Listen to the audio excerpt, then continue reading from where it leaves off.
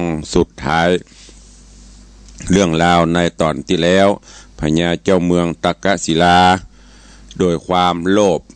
โกรธหลงโลภะโทสะโมหะคิดที่จะกำจัดโพธิสัตว์เจ้าคันธนะคิดที่จะเอาของวิเศษของเปิ้นก็แต่งทะลิฮือเสนาอมาตย์ไปกราบไปทูลขอเจิญเสด็จมาเป็นเจ้าบ้านเจ้าเมืองปกครองบ้านปกครองเมืองต่างคันธนะก็นึกว่าถ้ามีอย่างด้วยความสัจจะวาจาซื่อสัตย์ถือสัตย์จริงสัจจังสัจใจก็เลยพอมาพบก็มาถามเพิ่นว่าท่านเจ้ามีของดีของวิเศษอันอย่างจ้าขนาดเราไพรพลเสนาอำมาตย์ขบัดเจ้าเก่งกล้าสามารถเหมือนกันหมดยังบ่สามารถนี่อย่างท่านเจ้าได้โพธิสัตว์เจ้าคันธนะก็บอกโอ้เฮามีหยังมีกรรมไม่เต้าอันเนี้ยไม่เต้าอันเนี้ยเป็นของกู้บุญกู้กายเฮาพญาเจ้าเมืองฐานรับพ้นเอาใจจะได้โพธิสัตว์เจ้าก็หลงเชื่อก็นึกว่าเปิ้นถวายสัตว์จริงต่อมีความจริงใจก็บอกให้เปิ้นไปหมดสุดท้ายเปิ้นบอกว่าเชื่อขนาดเสกเปิ้นให้ตายจีเปิ้นให้เปลี่ยนมาละเปิ้นก็ยังบ่เชื่อใครทดลองด้วยความที่บริสุทธิ์ใจคนเฮาถ้ามันบริสุทธิ์ใจญาติโยมทั้งหลายฮือหมด ไผจะเนี่ยจะได้ด้วยความสัตย์จริงสัตย์ซื่อของเฮาเขาบริสุทธิ์อย่างเอาไม้เตาเฮือเปิดสุดท้ายเปิดเอาไม้เตาน่ะปิกย้อนมาจี้ตัวเก่าตายแล้วก็ตายแล้วปุ่นพอเกิดเป็นนั้นอย่างก็หินบผาแล้วก็ส่วนคนตีจี้คือพญาเจ้าเมืองตักกศิลาก็กำลังเหิมเกริมคึกขนองว่าจะเป็นจะได้ปกครองบ้านเมืองโดยความที่มีของวิเศษอยู่อันเนี้ยญาติโยมทั้งหลายความเปิ้นว่าแต่เฮาก็บ่ได้กึดบ่ได้ถืออย่างนะคือเฮามีความสัตย์จริงสัตย์ซื่อสุดท้ายความดีมันก็ตึงตอบแทนอย่างกรรมโบราณบ่ซื่อกินไม่หมดคดกินไม่นานเนี่ยและสุดท้ายพญาเจ้าเมืองตักกศิลาก็จะต้องหายนะมาเยือนเหมือนเดียวกันก็กว่าถ้าฟังไปความจริง ไปอย่างป้นบอกก่อนความจริงเป็นสิ่งไม่ตายแต่ปัจจุบันนี้มันเป็นสิ่งที่บางครั้งคำว่าบัตายก็คือบัตายจากความที่เฮาถือสัจจะวาจาเฮาไผ่บ่ฮู้แต่เฮาฮู้แต่มาเดี๋ยวถ้าจริงไปก็อาจจะตายนั่นนี่คือตายจากโลกความตายแต่บัตายจากความดีอันนี้ฝากไว้กับญาติโยมศรัทธานาบุญต่างหลายเนอะวันนี้ก็มาฟังกันต่อคันธนะไผ่ร้อยก่อเกวียนร้อยเล่มในผูกตีเก้าตอนตีหนึ่งณโอกาสบัดนี้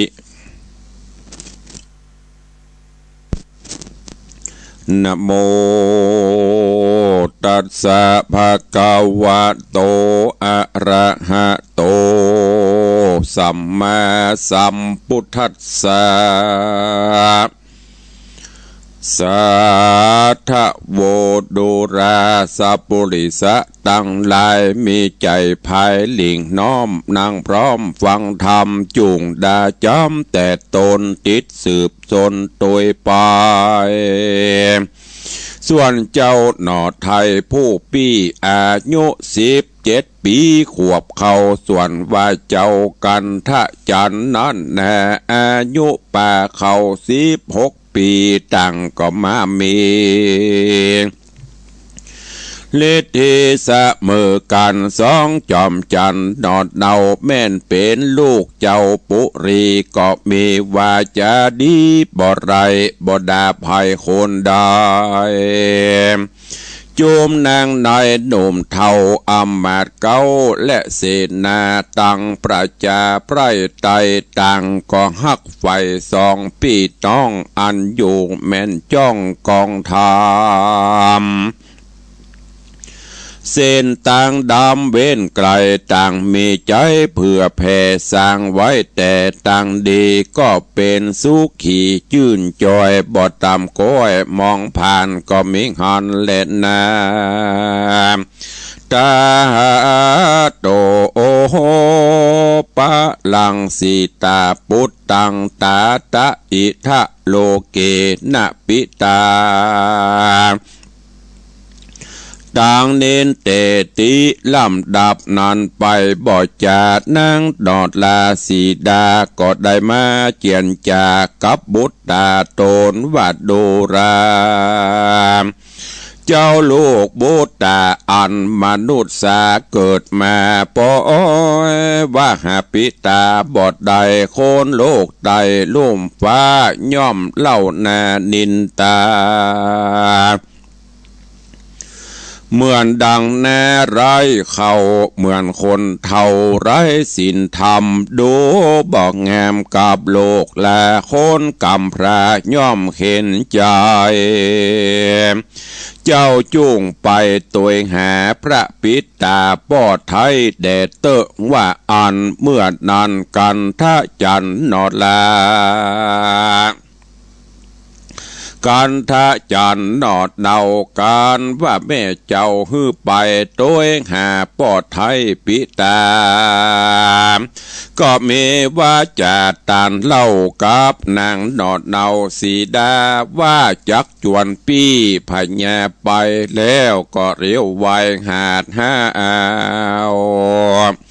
ไปหาปี้เต้าดาวเขตกันทะเนตปี้เจ้าแล้วก็เข้าไปหา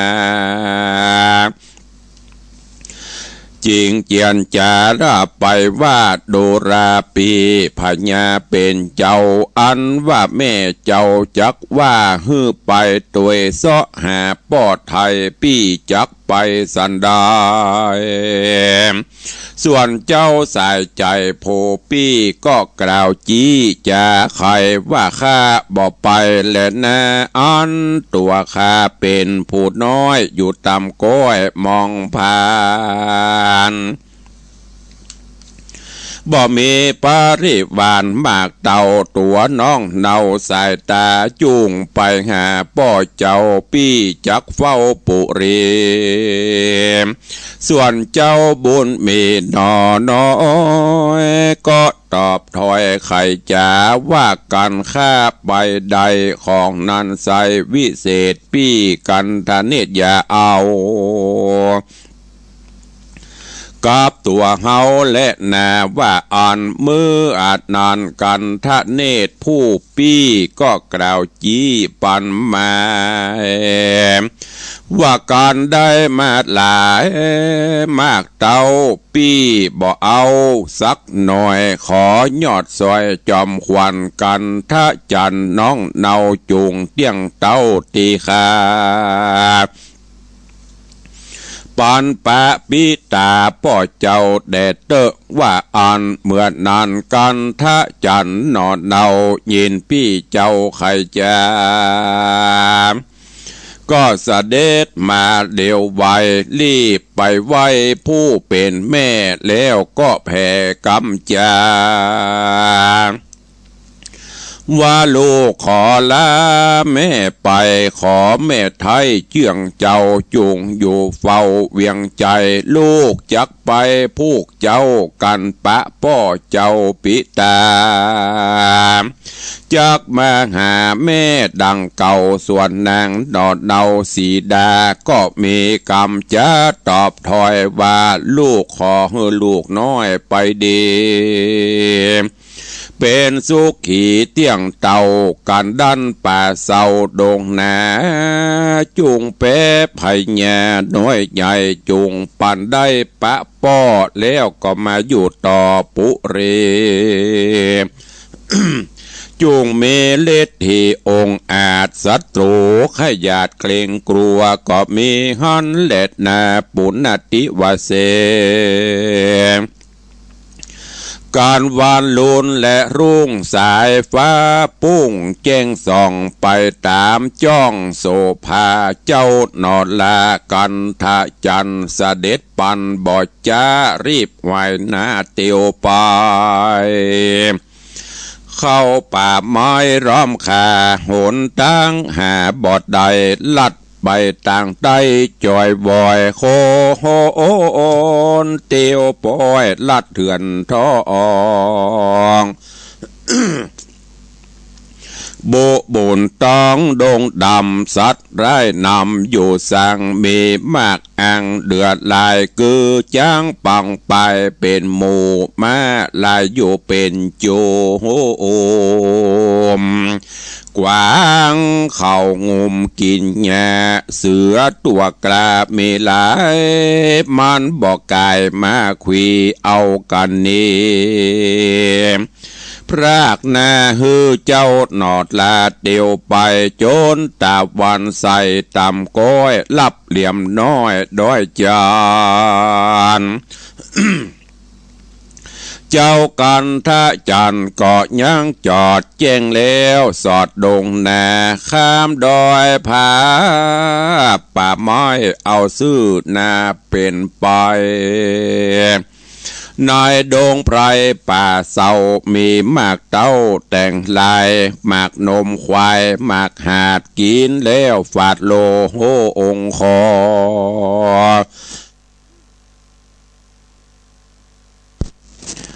ลูกสะหมอกินเป็นยามีนำนาบอดน้อยเจ้ายอดซอยกันทะจันกันว่าหันมีไกลเจ้าก็ใส่เอากิ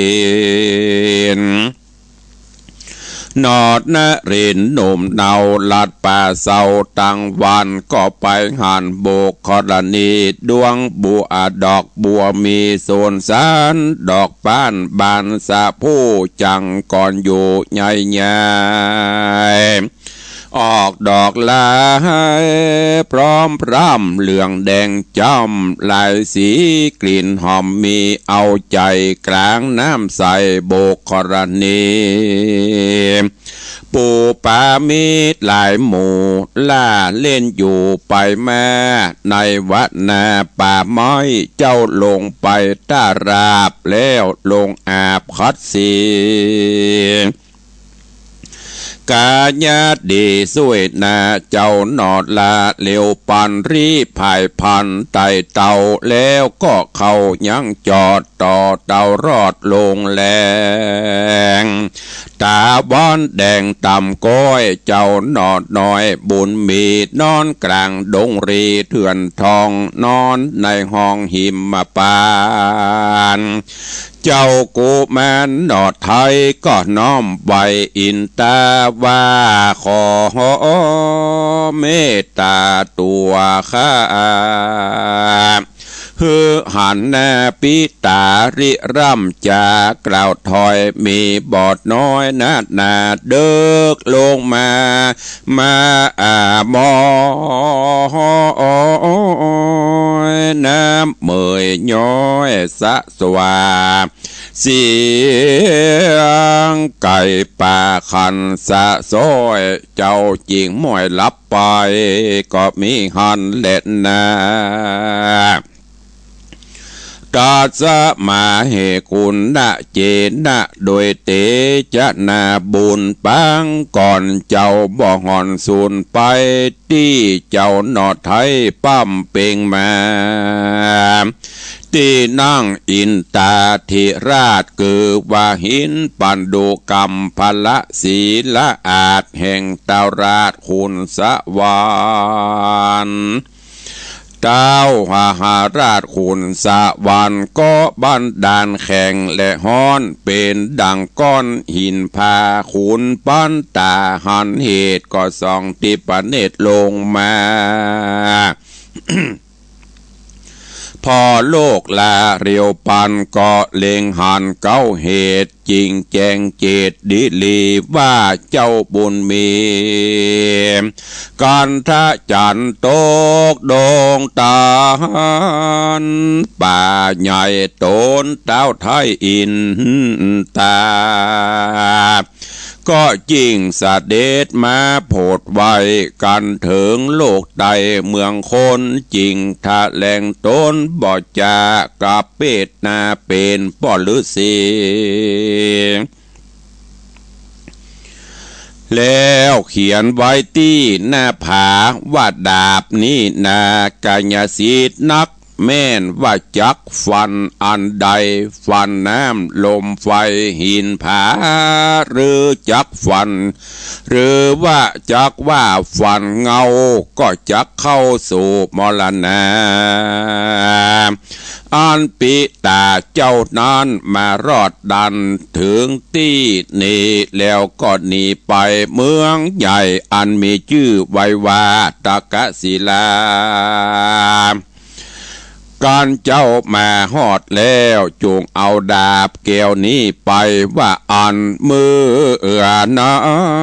นพระญาอินตาก็เสด็จเล่าคืนสู่ในที่อยู่แห่งตนก็มิงหันและนา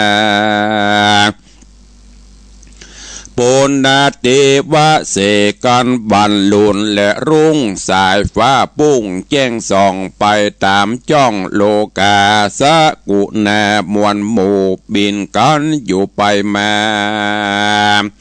เจ้านอดลากันท่าจันก็เร็วปันหาดหาวรีบไต่เต้าเร็วไปโหนตั้งไกลบ่โหดลายรอยโยดกันนาในอารัญญา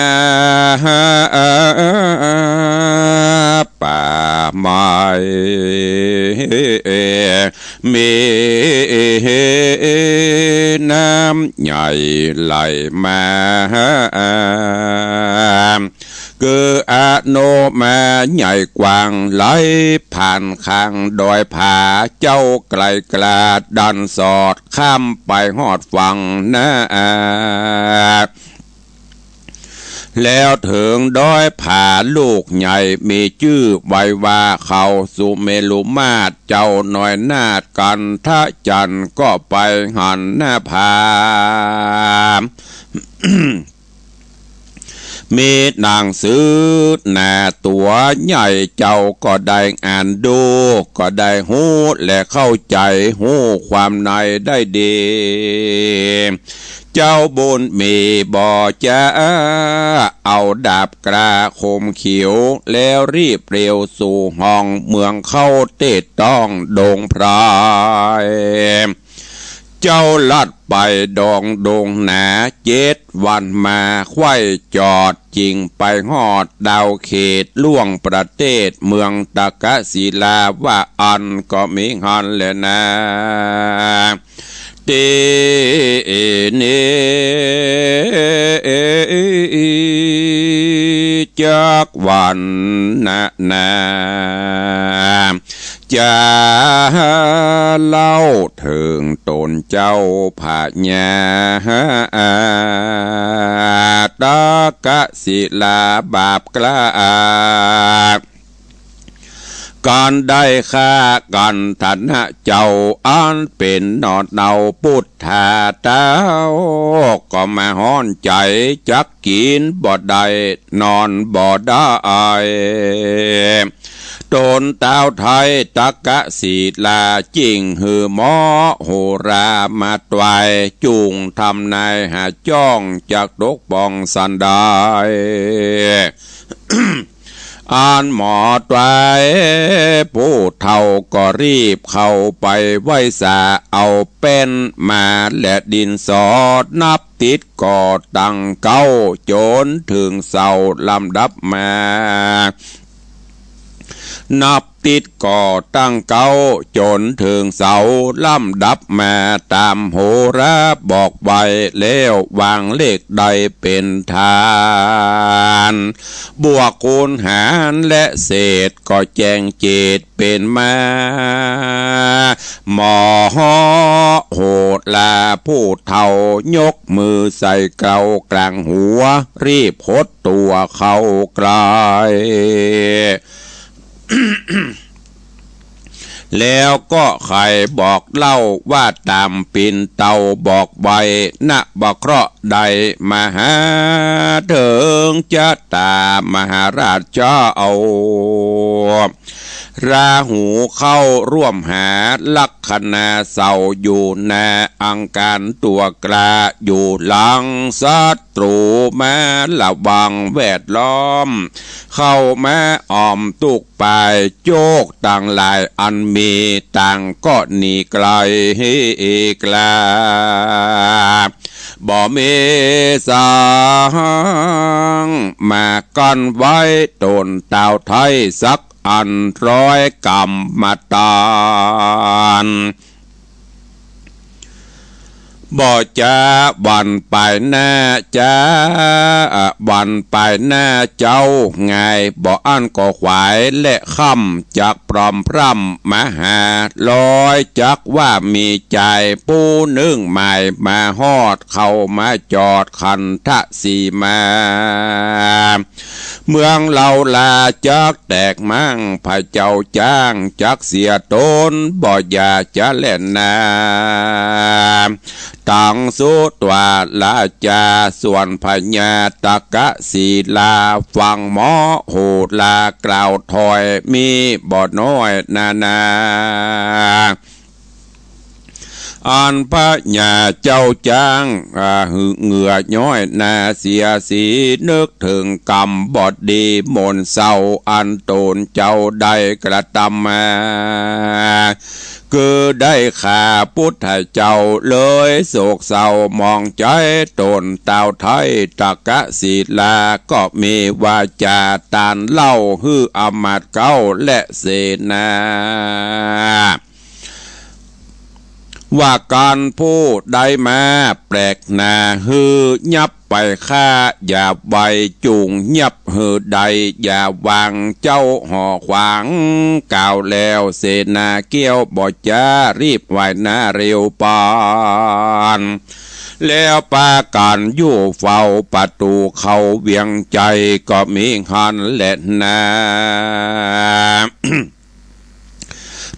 ตาในการละนอนเจ้ากันทะจันกุมารลัดดงดานป่าไม้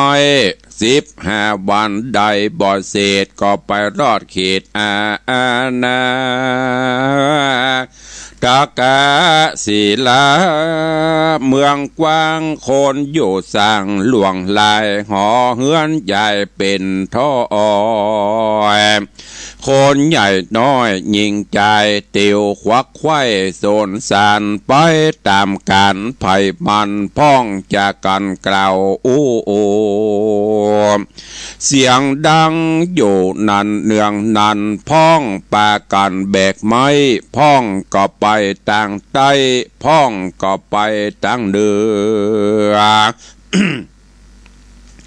โดจดเหยื่อเป็นหมู่พ้องนั่งอยู่เดียวใดพ้องนั่งขายของกามีพร้อมนาเหลือลายเจ้าบนผายนอดไทยเตียวเข้าใกล้ปุรีหันเสนามี หลวงลายปากันยายเป็นตาพ้องกำพระและหอกเป็นหน้าออกมาเบนหน้าออกมาหาพ้องถือปืนศิลาหน้าไม้มีพร้อมไข่สับบันในกาละนอนอำมาตเก้าก็หันเจ้ากันทะจานก็เริ่มปั่นหาดหาก็เรียวปั่นหาดหาวรีบมาบอกเต้าพญาบาผูกขาต่างหลายได้หันใจหนุ่มเนามันได้เข้ามาอยู่อาณาเขตสีมาเมืองเฮาโตนเต้าเจ้าตะกะศิลาก็ร่ำเปิงหาหมอดไว้ว่าจักมีใจมหา จริงมีว่าจะตานเล่ากับอำมาตย์เก่าผู้ใหญ่ว่าจูงให้กองใจฮือดังไปตัวตองดังตัวห้องอนาตากะศิลาเมืองใหญ่ฮือเจ้าไพรประจาตั้งโยธาอาจกระจูงพร้อมนาเตรียมไว้คือปืนใหญ่ดาบศิลา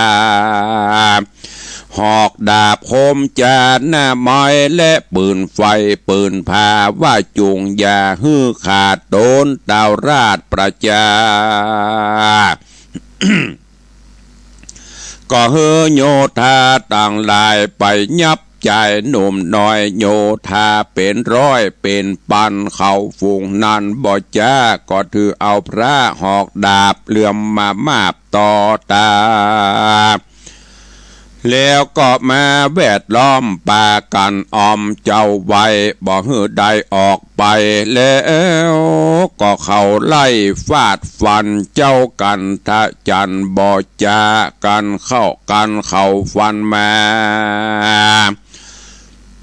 ก็ฟีกฝ่าวลบหลีกไปมาปอยจักว่าบ่ต้องในแห่งห้องตนใจเขาตั้งไหลจุผู้ก็งืดอยู่จุโคนก็มีหันและนา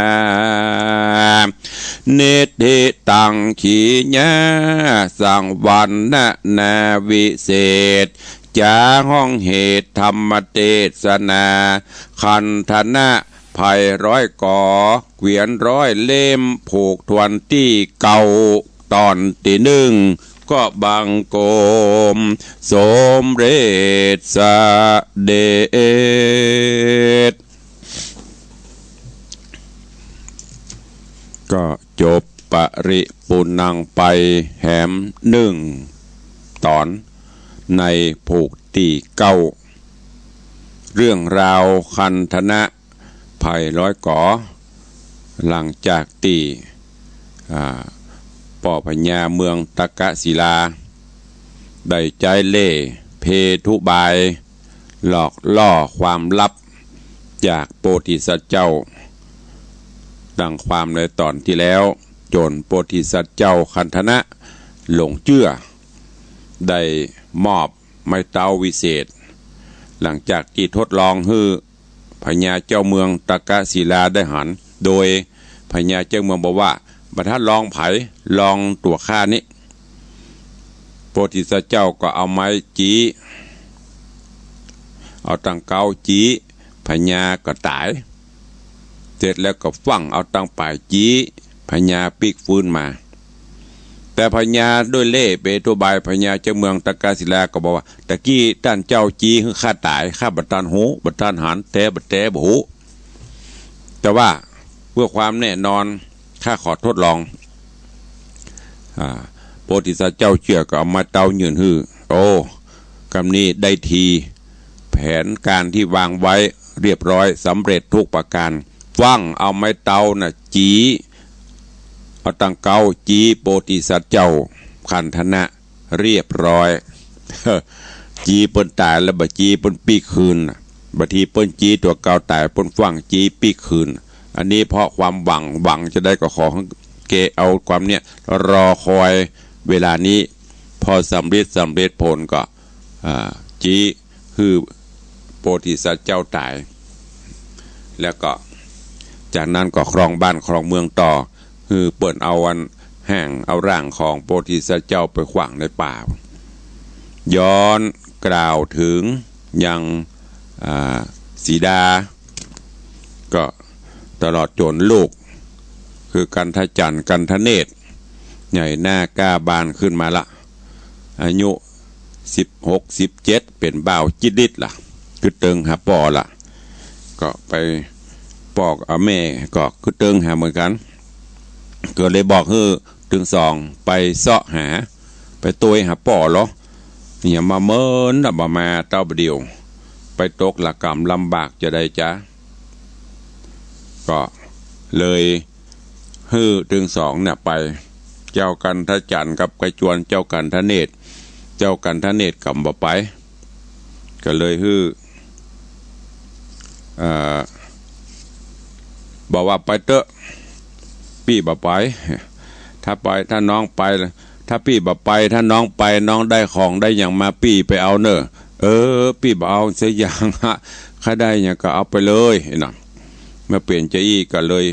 กันทจันทร์ก็จะเปลี่ยนได้ไปคนเดียวลาแม่ลาพี่ไอ้ดันดนเข้าป่าไม้ไผ่สนไปหอดหลายวันนักแก ย้อนกล่าวไปถึงเมืองตะกะศิลาป่อพญาก็เอาแล้วอยู่บ่ได้นอนบ่หลับกินบ่ได้นอนบ่ลำล่ะนอนบ่หลับเพราะว่ามันนึกคิดถึงเรื่องราวต่างๆก็เลยเอาไปเอาโหนหมอโหนมาตวายหมอโหนมาขีดเลิกผ่านนาทีวันเดือนปีเกิดลงก็ตวายไปตามความจริงว่าโอ้ท่านเจ้าจะตาชีวิตของพระองค์ท่านนักเกเนเฮานักเกพ่องประสุเข้าประเสาแสกสปะสปันเนอะช่วงนี้ดวงกับดวงก็ตึงบ่ขึ้นมีแต่ลงอย่างเดียวเนี่ยอย่างก็บ่คุ้มบ่ได้ละ มีแต่เสียกับเสียแล้วก็ที่สำคัญอาจจะถึงขั้นเสียชีวิตโดยจะมีพ่อชายคนหนึ่งมาจากป่าเขาลำเนาไผ่เนี่ยจะมากำจัดพระองค์มาฆ่าเนี่ยบอกกันซื่อๆโอ้ได้ยินอย่างอีก็เอาแล้วเหงื่อไหลใครย้อยเหือปุล่ะเนี่ยเมื่อก่อนทำเปิ้นเขาตอนทำเปิ้นนั้นยิ้มร่าเริงแต่พอภัยมาเติงตัวเก่าเศร้าซ้อยเหงาหงอยอันเนี้ยญาติโยมทั้งหลายเขาจะเนี้ยอย่างฮึเปิ้นจะทำอย่างฮึเปิ้นคือคิดถ้าหากว่าเฮาเป็นเปิ้นหรอมันจะเป็นจะได้จะไปเอากะความฮึกเหิมจะไปเอากะความแค้นจะไปเอากะความสะใจสุดท้ายผลกรรมนั้นมันย้อนปิกมาหาเฮาแล้วเฮาจะทุกข์จะเจ็บกว่าเปิ้นหลายร้อยเท่าอันนี้เหมือนเดียวกันก่อนนี้จุเปิ้นหลอกล่อเอาของวิเศษของเปิ้นได้มาแล้วยิ้มกะยิ้มย่องดีอกดีใจพอตอนนี้ตัวจะต้องโดนพ่องอยู่บะม่วนกินบะหวานบะลำละนอนบะหลับแล้ววิบากกรรมมันบอกไปไหนหันเปิ้นตุกเปิ้นยากหรือมีอย่างผิดพลาดพลั้งไปฮื้ออภัยได้ฮื้ออภัยเปิ้นว่าอภัยทานเป็นสิ่งที่ประเสริฐสุดไปขอดกรรมกระทำเวรซ้ำเติมเปิ้นจะได้บะเดือสุดท้ายตัวเก่าต้องรับนักกว่าเปิ้นเป็นร้อยเท่าทวีคุณลองถ้าฮื้ออภัยกันไปเหียสุดท้ายเผลอๆได้เปิ่งป้าอาศัยกันอยู่ยามไปหน้าไปตาเฮาตกตุกได้อยากไปขอเปิ่งป้าอาศัยเปิ้นยังจะได้อยู่อันนี้ไปขอดกรรมกันตำเวนจองล้างจองผ่านเจ้าตายกันไปข้างหนึ่งสุดท้ายมาตัวเก่าประสบมาภัยจะช่วยได้ณเวลานี้กันทจันทร์ได้เดินต่างมาถึงแล้วยังเมืองตะกะศิลาและพญาเจ้าเมืองกันตะกะศิลาได้สั่งฮือเข้าไปแวดล้อม เฝ้าบ้านเฝ้าเมืองหันไปมาฮือจับฮือยับตอนนี้ก็ไปหันใส่กันทะจันมาแล้วก็ไปกราบทูลป่อพญาตะกะศิลาเรื่องราวจักเป็นจะได้ก้อยติดตามฟังในตอนที่2ของผูกที่9ต่อไป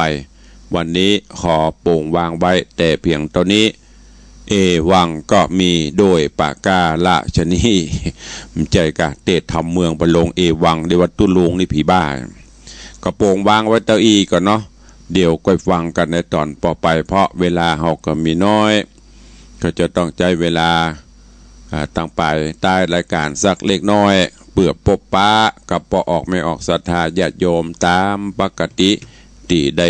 ได้ได้จ่ากันมาวันนี้เบื้องต้นหัวตีตุลุงขอเมตตาเวลาอนุโมทนาบุญขอบคุณกับศรัทธานาบุญก่อนเนาะที่ได้ร่วมบุญกุศลกับต่างวัดในการทำบุญกฐินสามัคคีในการทำบุญปิดทองพระเจ้าของวัดที่ได้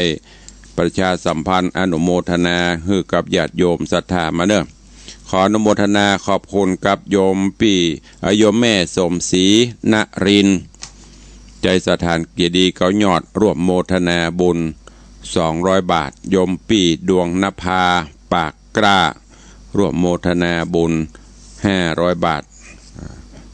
แล้วก็มีโยมแม่รำพันธ์แก้วประสิทธิ์บ้านกู่แดงโยมแม่รำพันธ์แก้วประสิทธิ์กู่แดงร่วมโมทนาบุญมาตัวกับไพแฮมโยมประรวม2 อย่างปิดทองพระเจ้าร่วมกฐินขอบคุณเนอะตะวานี้ใจละอ่อนเอามาฮื้อก็ได้รับไปเรียบร้อยแล้วแล้วก็งานทำบุญกฐินก็จะไปลืมเนอะวันที่22วันพฤหัสบดีที่22ที่จะถึงนี้ ก็สำหรับญาติโยมที่ร่วมปิดทองพระเจ้าก็ดีร่วมในการกฐินก็ดีเนอะ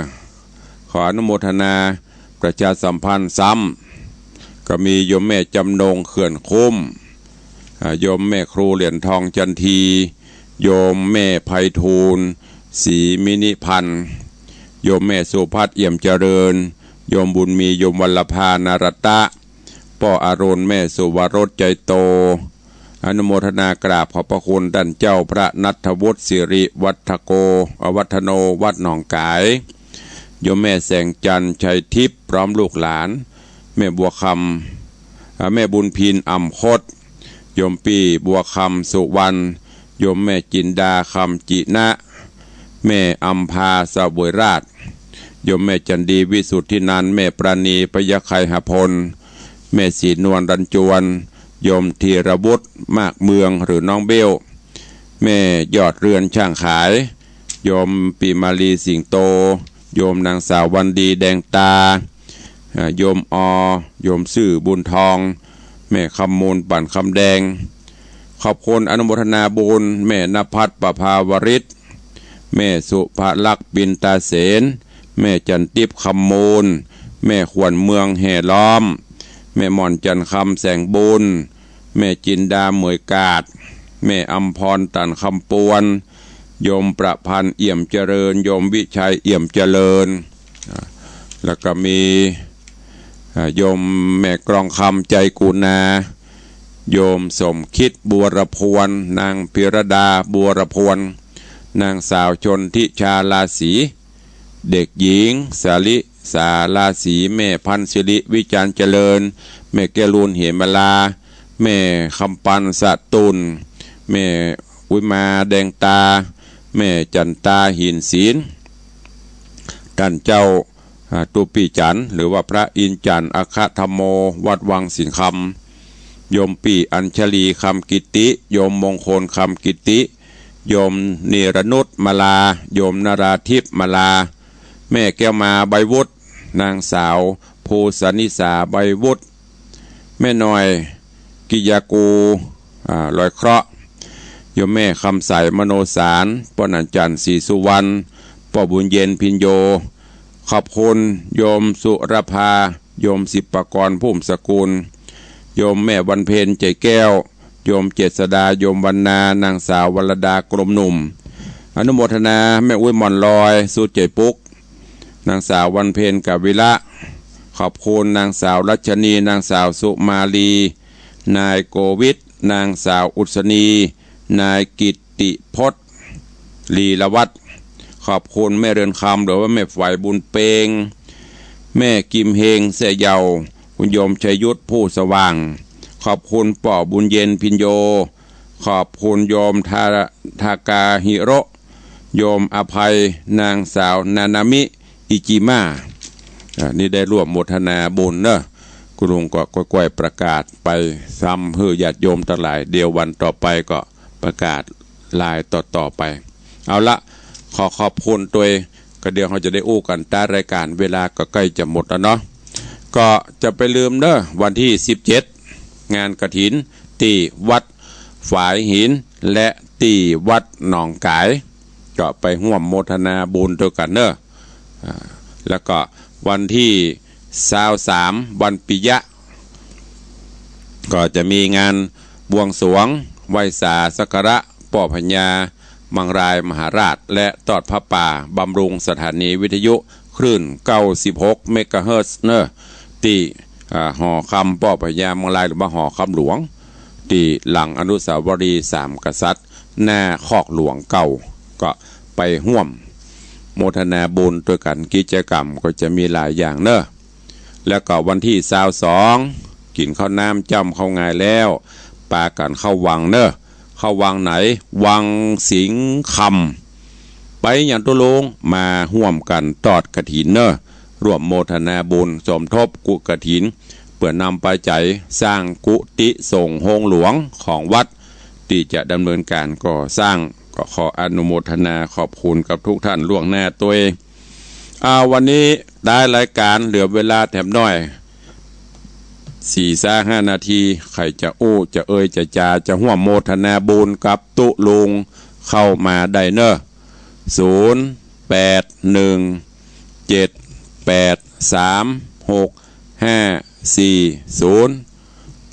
เข้ามาได้ใครจะอู้จะจาจะเอ่ยกับตุลุงก็โทรศัพท์เข้ามาร่วมกันเนอะมีอยู่ตั้งใดพ่องใครฟังตั้งใดก็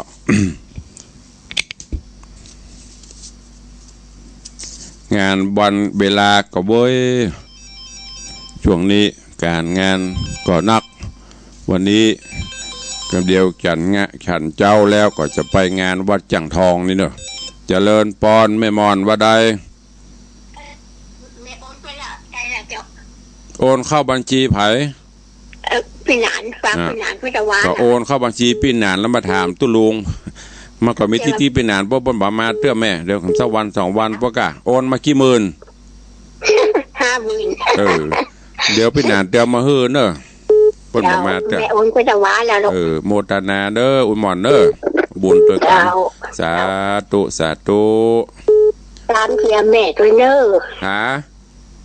ตามเพื่อแม่ตัวแม่ไปบ่ได้กันน่ะกะอุทิศภายแผ่บุญกุศลฮื้อถึงหมู่ถึงวันหมดเนอะเจ้าสาธุสาธุ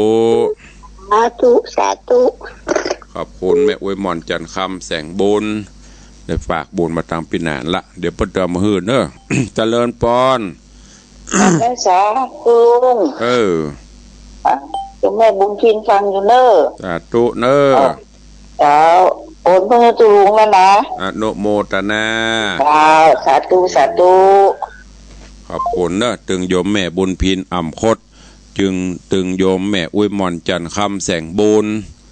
ก็ได้ร่วมโมทนาบุญกับตุลุงกับต่างวัดได้โอนเข้ามาธนาคารผ่านเข้ามาก็ขอบคุณอนุโมทนา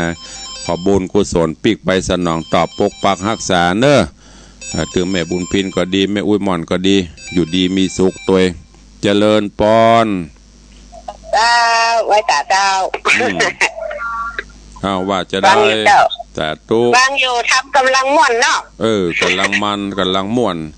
แต่ทำม่วนกะแต่ตุลุงบ่ม่วนเนี่ยมันใกล้งานอีกเนาะเพราะสปะบอกพรรณนาไม่ถูกบ่มาจัดเนอะก็จะเหงาอดเอาเข้าใจเยอะเจ้าบางวันก็ฟังเทพก็ได้ฟังซ้ำเขาส้นจับดีกับตุลุงน่ะกะสาธุขอบคุณเด้อเจ้าไว้ตาเจ้าขอบคุณทุกท่านสายต่อไปเหลือเวลาประมาณ3 นาที